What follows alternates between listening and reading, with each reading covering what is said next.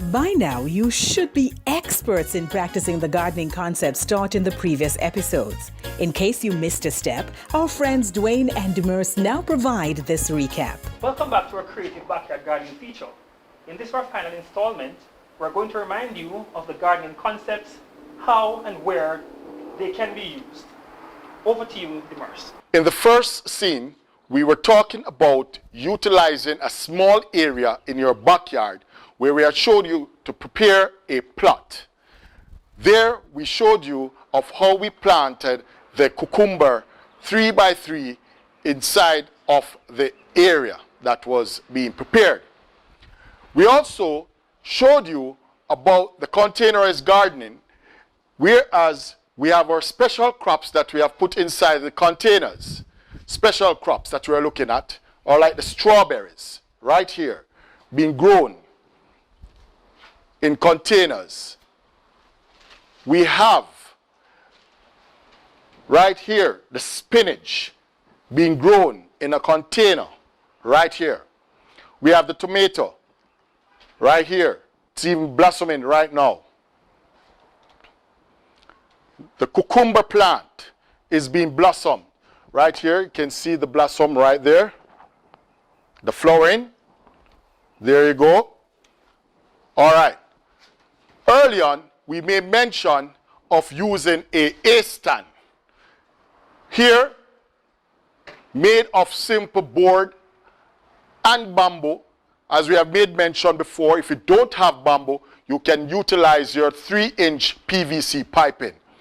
Here, you can see we have planted our special crop of scallion right here in this stand. Further on, for aesthetic value to your home, we have the dasheen being planted right here in this flower pot. You can place this right on your veranda.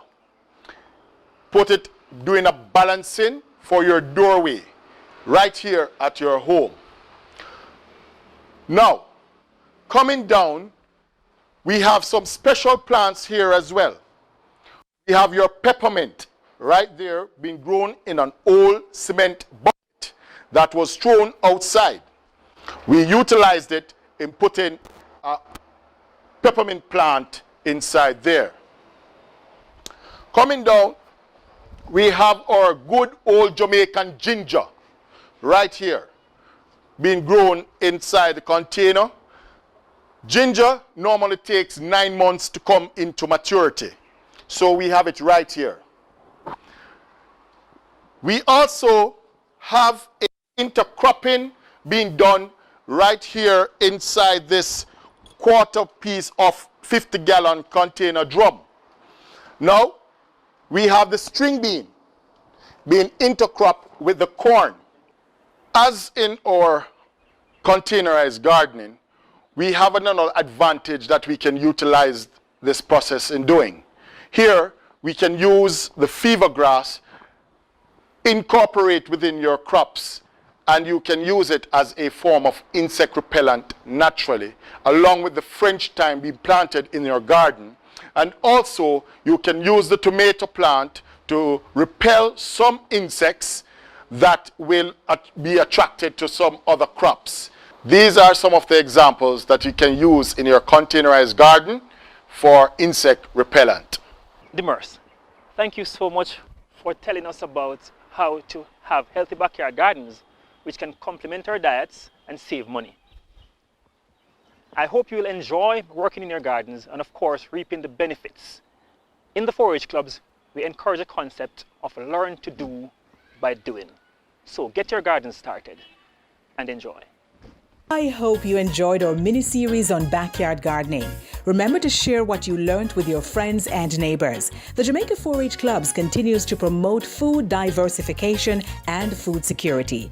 Keep in touch with the Jamaica 4-H Clubs on social media, on Instagram, Facebook, YouTube, and Twitter. You can also give them a call at 876-927-405022. Remember, your food security is your surety. Thank you for watching.